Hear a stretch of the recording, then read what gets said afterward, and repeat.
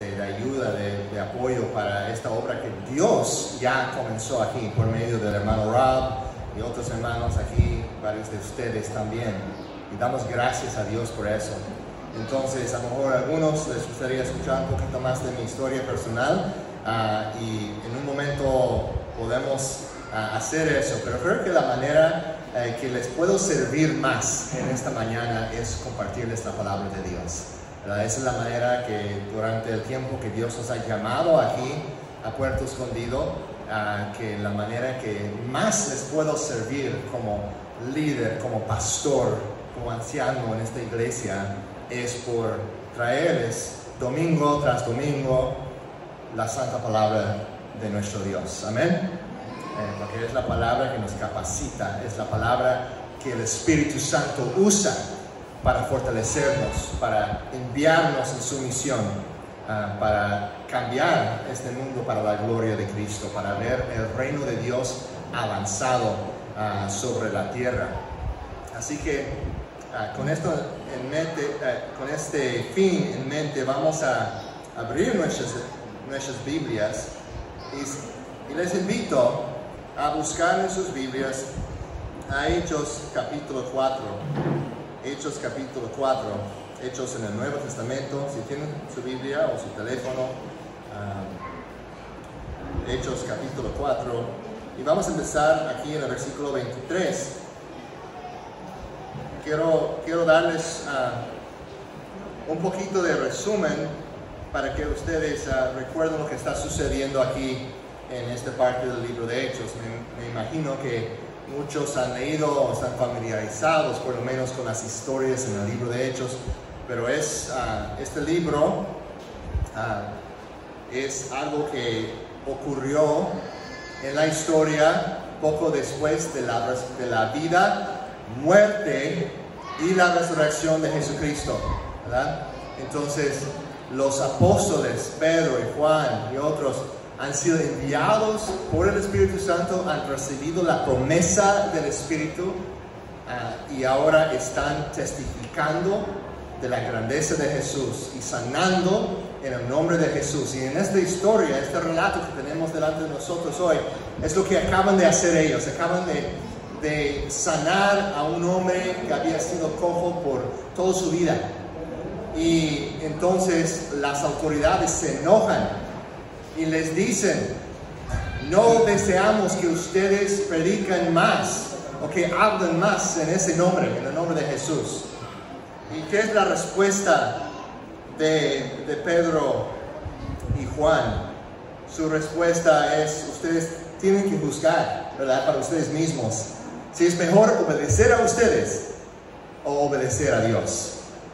En otras palabras, lo siento, pero vamos a obedecer a Dios y no a ustedes. Porque Dios ha puesto las autoridades en la tierra, nos debemos obedecerlos, pero si ellos contradicen la palabra de Dios o nos piden hacer algo que Dios nos manda a hacer, o si nos mandan a hacer algo que Dios nos prohíbe hacer, entonces ¿quién obedecemos? A Dios, porque Él es la autoridad suprema, ¿verdad? Entonces, este es el trasfondo de esta historia. Pedro y Juan llegan a la reunión de los creyentes después de haber sido amenazados por las autoridades, los líderes religiosos de Jerusalén. Y eso es lo que vamos a leer ahorita. Dice aquí en el versículo 23: y puestos en libertad vinieron a los suyos y contaron todo lo que los principales sacerdotes y los ancianos les habían dicho. Ellos, habiéndolo oído, alzaron unánimes la voz a Dios y dijeron, pongan atención a lo que dicen en su oración. Están hablando ¿a quién? A Dios. Pero ¿cómo le hablan? Dicen: soberano Señor, tú eres el Dios que hiciste el cielo y la tierra, el mar y todo lo que en ellos hay, que por boca de David tu siervo dijiste: ¿por qué se amotinan las naciones y los pueblos piensan cosas vanas? Se reunieron los reyes de la tierra y los príncipes se unieron en uno contra el Señor y contra su Cristo. Porque verdaderamente se unieron en esta ciudad, es decir, Jerusalén, se unieron en esta ciudad contra tu santo Hijo Jesús, a quien ungiste, Herodes y Poncio Pilato, con los gentiles, los romanos y el pueblo de Israel, para hacer cuanto tu mano y tu consejo habían antes determinado que sucediera. Y ahora, Señor, mira con sus amenazas y concede a tus siervos que con todo de nuevo hablan tu palabra, mientras extiendes tu mano para que se hagan sanidades y señales y prodigios mediante el nombre de tu santo Hijo Jesús. Cuando hubieron orado, el lugar en que estaban congregados tembló, y todos fueron llenos del Espíritu Santo y hablaban con denuedo, con valor, la palabra de Dios. Amén.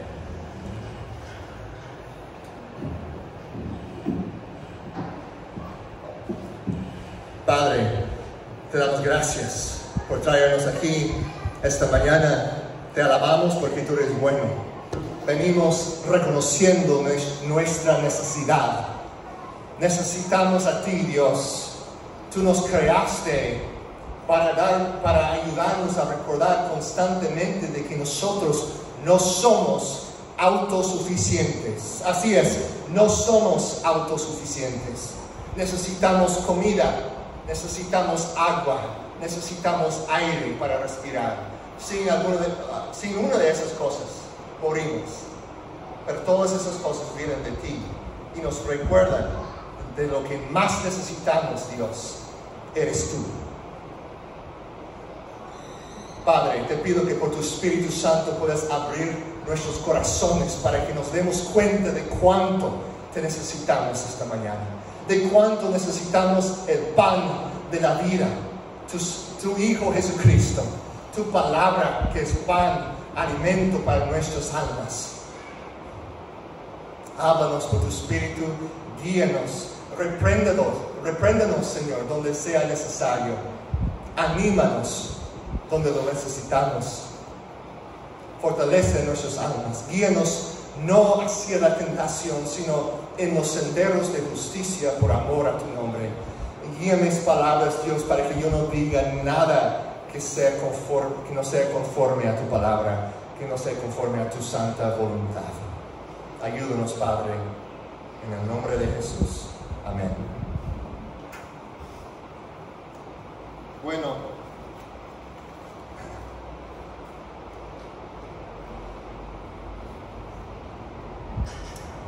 me pregunto cómo responderíamos nosotros, cómo respondemos nosotros cuando enfrentamos con amenazas. En este pasaje, Pedro y Juan fueron amenazados por las autoridades. Y quizás eso no nos está pasando a nosotros, o no te está pasando a ti específicamente. Pero hay cosas en la vida que nos amenazan, ¿verdad? Hay peligros, hay preocupaciones, la pérdida de nuestro trabajo, o quizás el hecho de que no tenemos mucho trabajo, o que tenemos un problema económico, que tenemos un problema de salud, tenemos un problema en que tenemos el deseo de ya no ser soltero, pero Dios no está proveyendo a nadie. Tenemos el problema de muchas cosas que podríamos, ¿verdad?, mencionar. Tú sabes lo que hay en tu vida personal ahorita, la cosa que tú ves como con incertidumbre. Ves esa cosa y dices, no sé cómo lo voy a lograr, o no sé cómo voy a pelear contra esa amenaza, no sé si va a venir, no sé si voy a sobrevivir o no. ¿Cómo respondemos ante esas cosas? ¿Cómo respondemos? Aquí vemos cómo los creyentes del primer siglo respondieron ante una amenaza de las autoridades religiosas en Jerusalén. Y nos enseña algo muy, muy importante. Ellos responden, ¿cómo? ¿Cómo responden ellos? Con denuedo, pero primero, eso viene luego. ¿Qué es la primera cosa? Llegan y les cuentan lo que les ha sucedido, y su primera respuesta, ¿qué es? La oración. Alzaron unánimes las voces a Dios y oraron, dijeron, soberano Señor.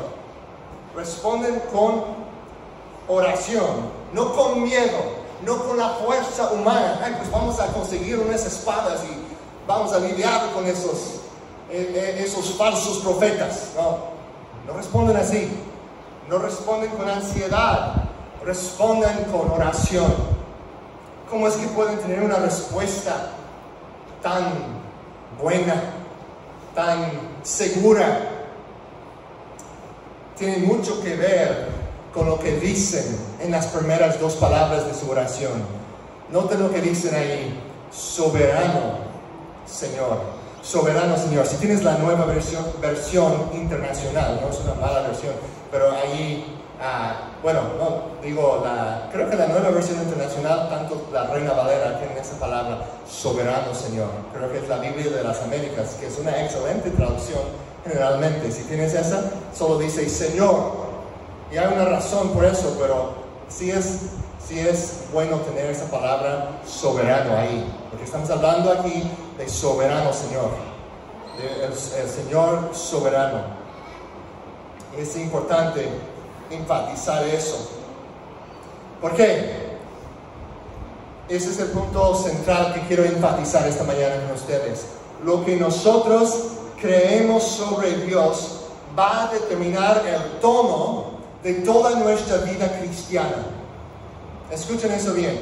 Lo que creemos sobre Dios va a determinar el tono de toda nuestra vida cristiana.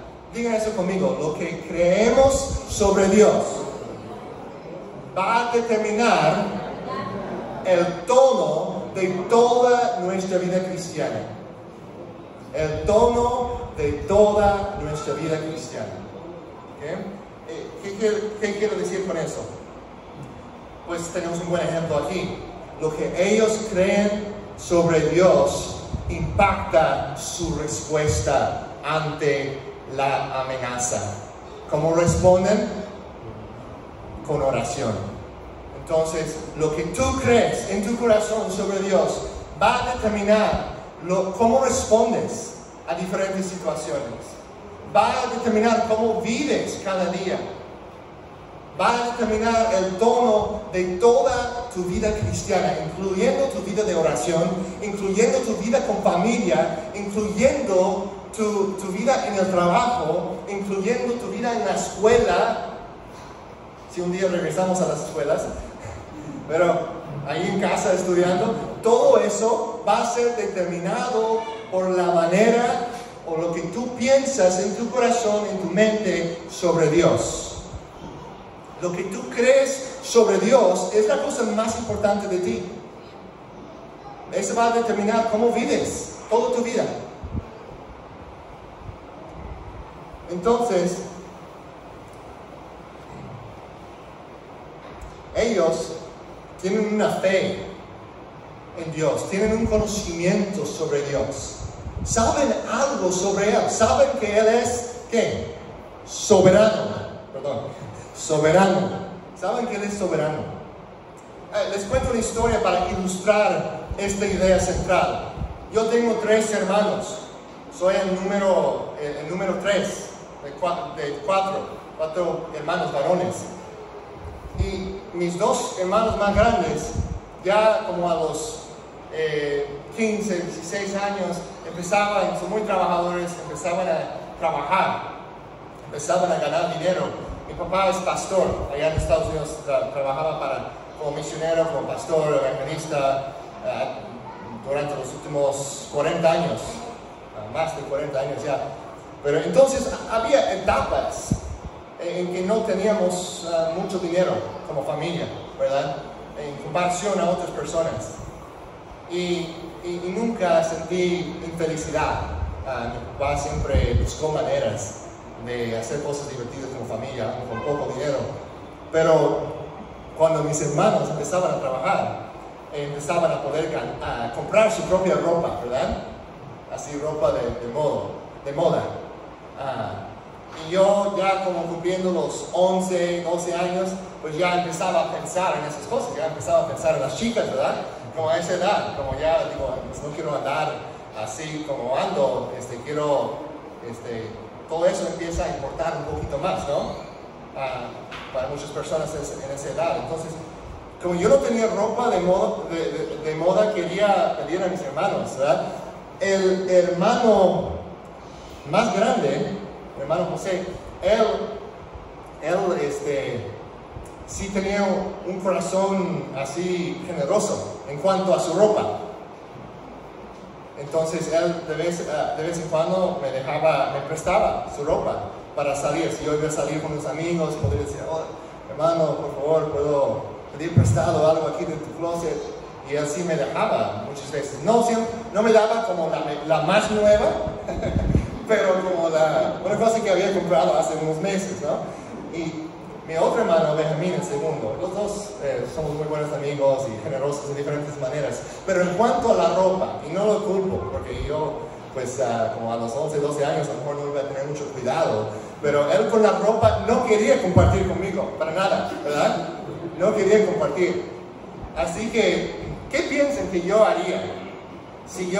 Lo que yo hacía, si en un momento dado quería yo salir con mis amigos y tener algo de ropa de moda, ¿a cuál de mis dos hermanos iba a pedir yo? ¿Cuál? A José, ¿verdad? El que era el más generoso con su ropa. ¿Por qué?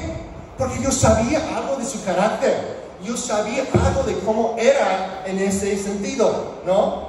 Y cuando tú y yo sabemos cómo es Dios, eso nos anima a buscarle, a ir a Él y pedir que nos ayude a no tener ansiedad ante la aflicción y ante las amenazas, porque sabemos de su carácter, ¿verdad?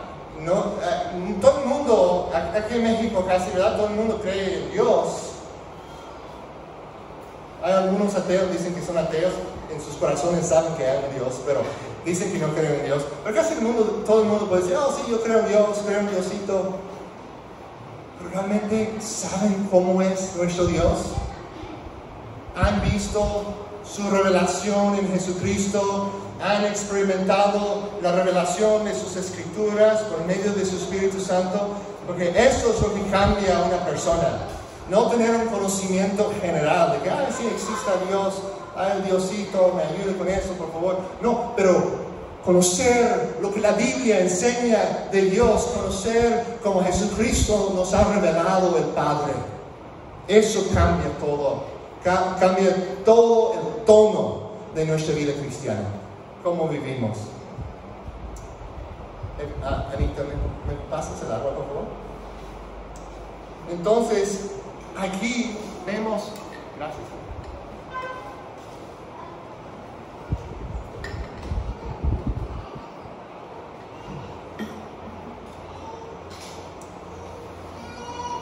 Aquí en este pasaje vemos tres verdades sobre Dios.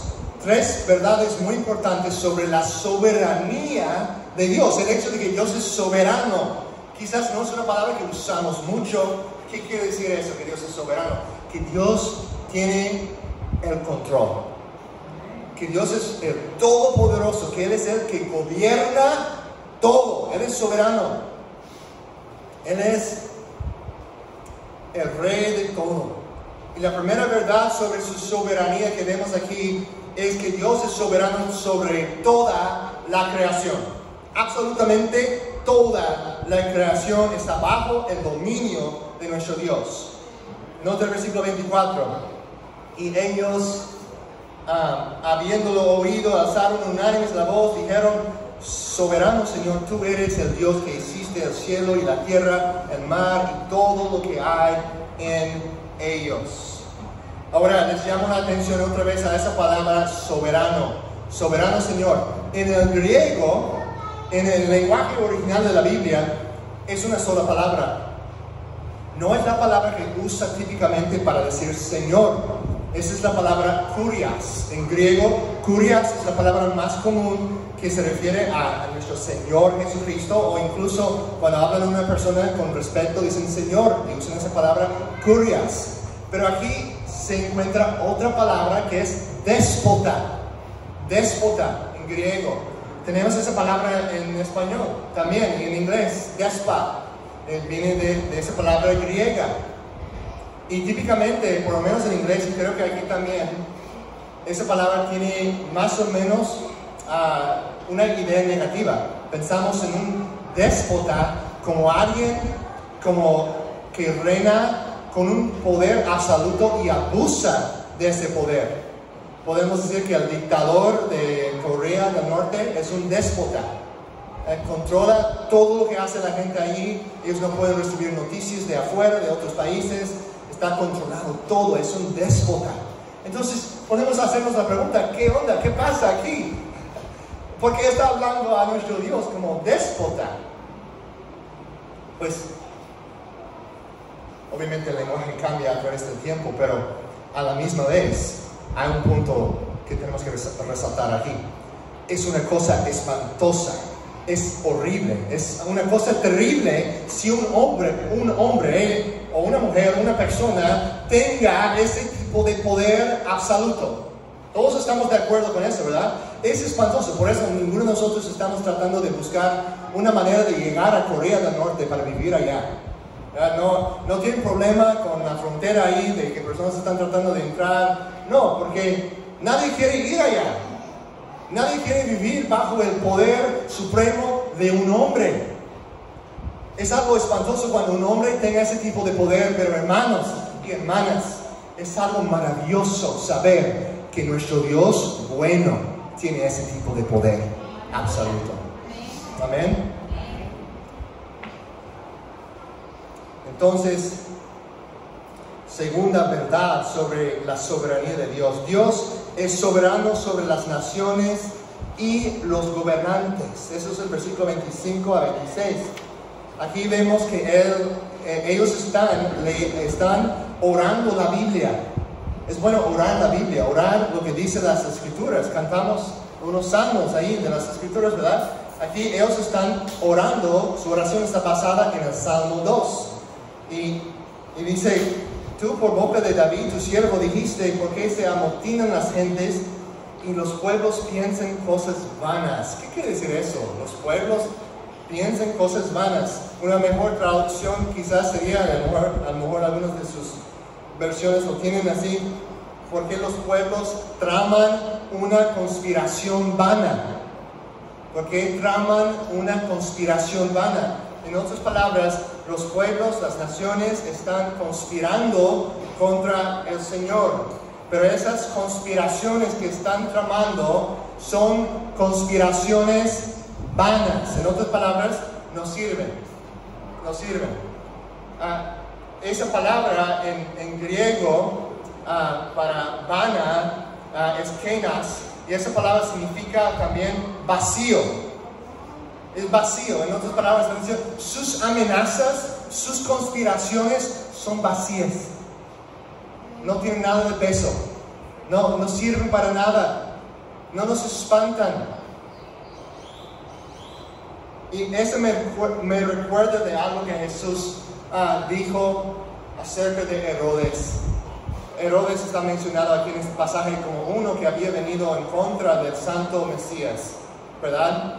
En una ocasión, en Lucas 13, versículo 31, llegaron unos fariseos. Dice, llegaron unos fariseos y le dijeron a Jesús, sal y vete de aquí. Eso es como Jesús está todo el día haciendo su ministerio antes de ir a la cruz. Está sanando personas, haciendo milagros. Unos fariseos llegan y dicen, vete Jesús. ¿Por qué? Dice, porque Herodes te quiere matar. Ellos están amenazando a Jesús con esta, no sabemos si es verdad o si es mentira, pero ellos dicen, Herodes quiere matarte, así que anda, vete. ¿Cómo responde Jesús? Me encanta eso. Jesús está reconociendo, eso es una conspiración vana.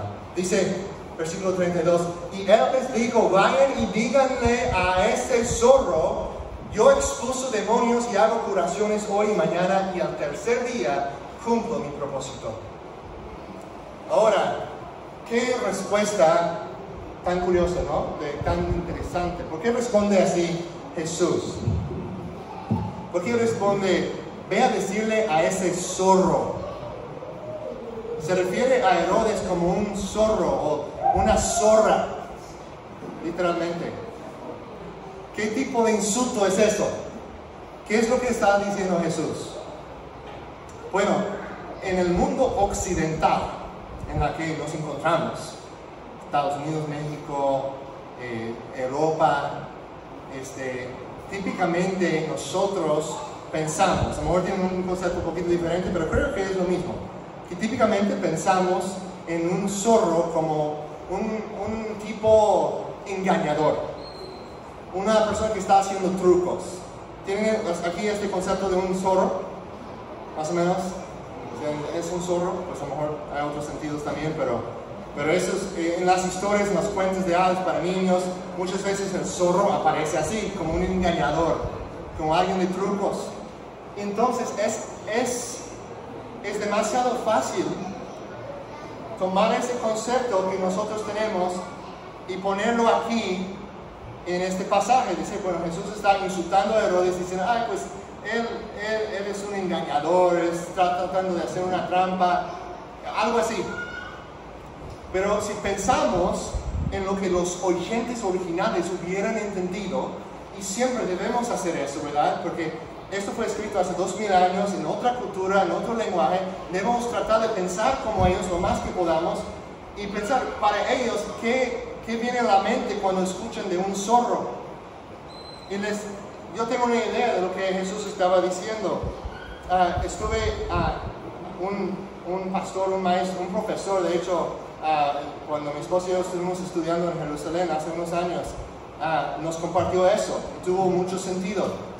Y entonces, hablando de los depredadores de Israel, o los animales de rapiña, los animales que comen otros animales o a personas, ¿verdad? Esos animales de rapiña, hablando de los que vivían en Israel durante el tiempo de Jesús, ¿cuáles habían? Había el más poderoso quizás, es el león asiático.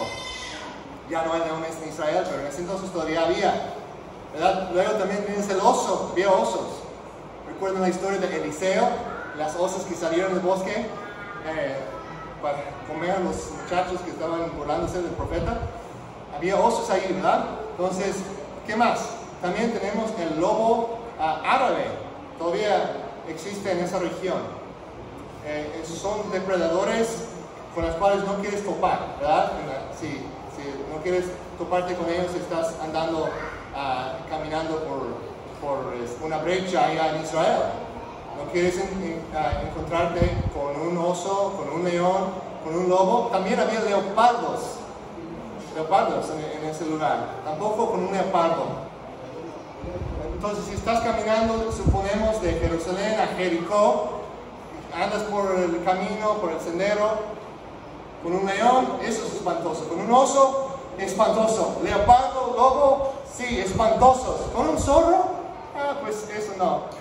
Eso no es una amenaza, eso es una amenaza. Tiene dientes, pero no me va a hacer nada, ¿verdad? No es algo tan grande. Y creo que Jesús está diciendo algo así semejante.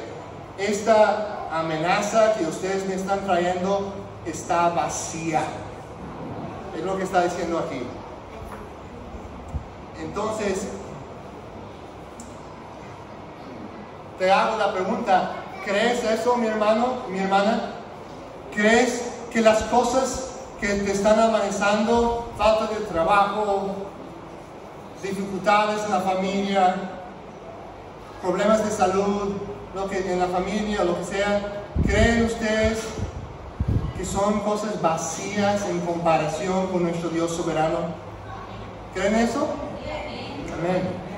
Que Dios es de fe para creer eso, para vivir a la luz de lo que leemos aquí.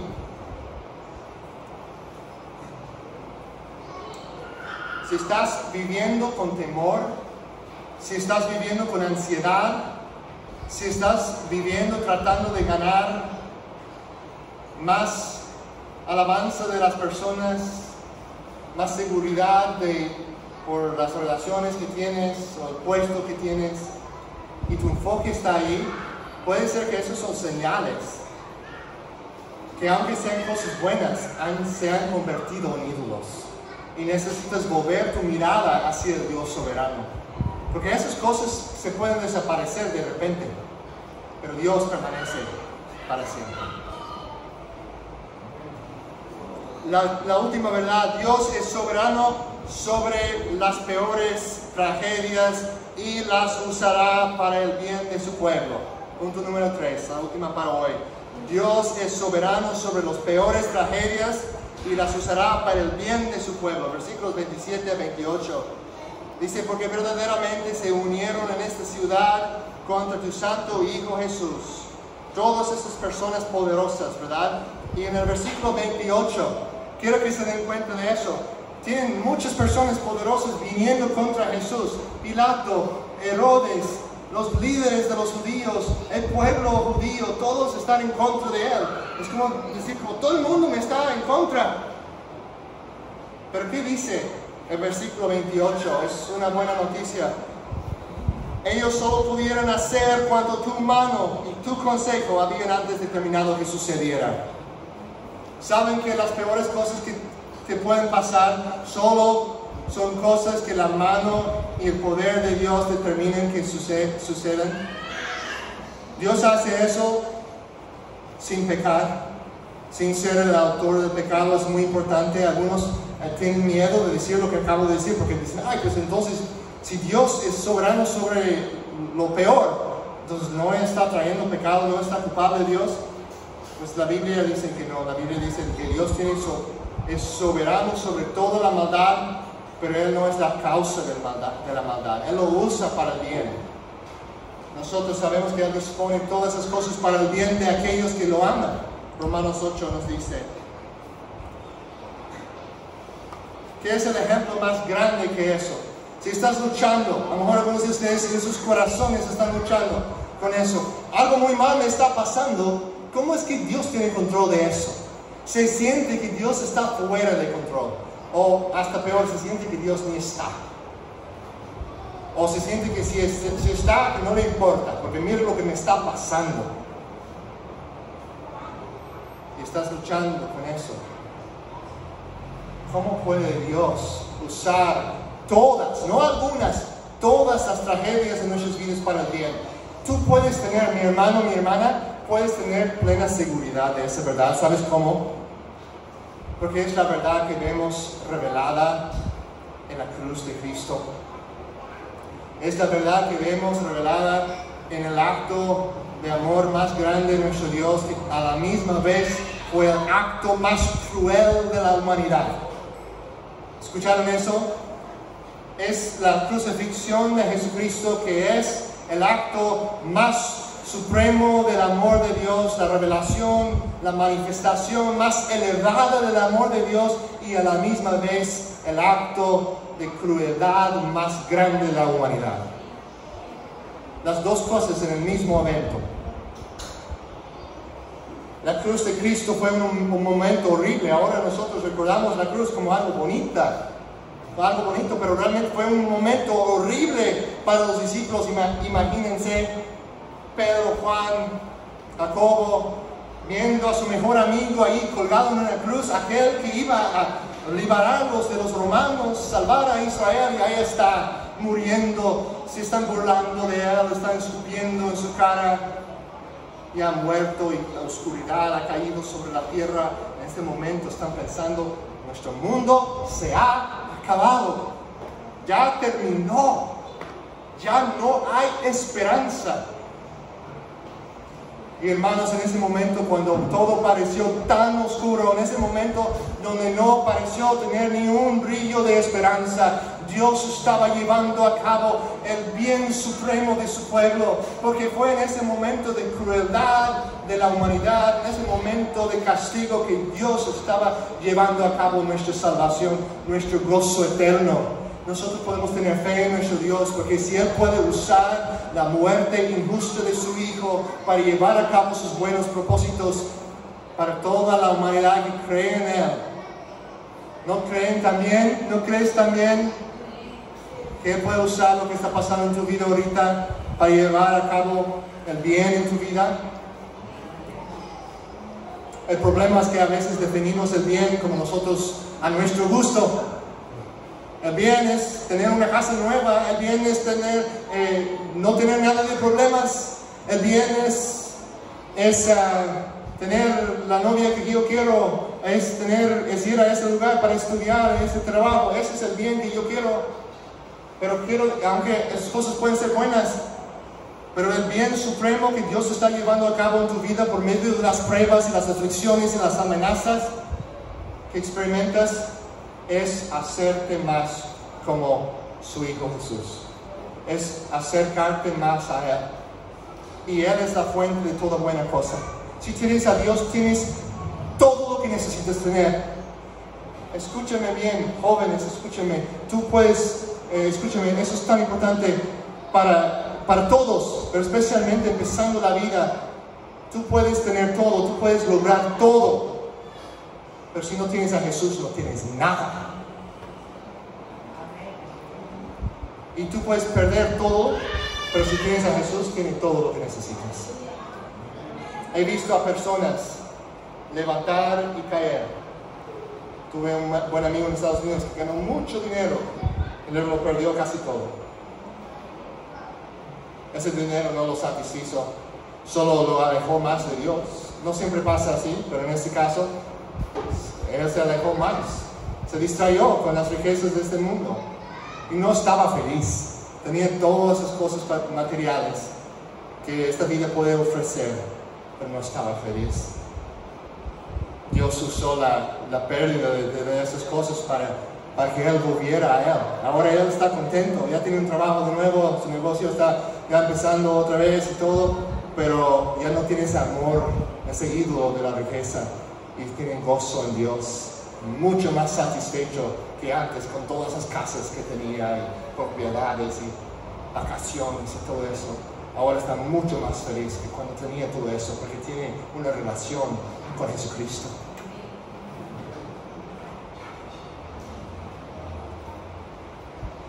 Bueno,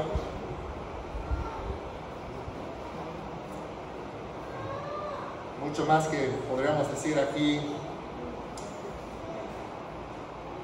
Me encanta, como dice en Romanos 8:31. ¿Qué diremos frente a esto? Si Dios está de nuestra parte, ¿quién puede estar en contra? El que no escatimó ni a su propio Hijo, sino que lo entregó por todos nosotros, ¿cómo no habrá de darnos generosamente junto con Él todas las cosas? Fue en base de este conocimiento que los discípulos, que los hermanos en Hechos 4 oraron con valentía, oraron por valentía para hablar y servir en el nombre de Jesús.